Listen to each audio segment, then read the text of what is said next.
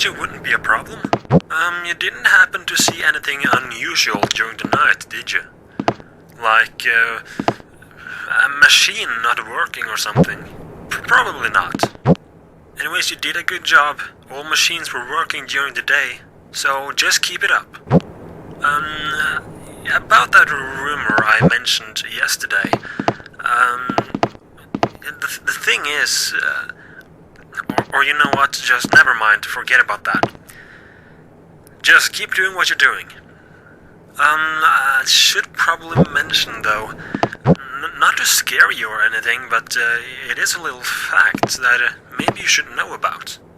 As you might know, the factory closed down 7 years ago, and you probably know that Wario and the rest of the gang who was here, well, they were never found, so we don't really know what happened to them. But anyways, that's not the point.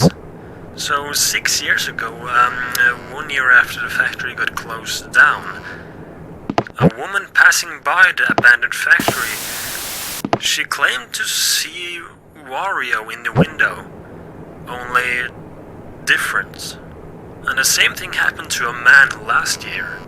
So we don't really know what they meant by that. Do you know anything about this? Well, during these 7 years, it has only happened twice, so they were probably just something they imagined.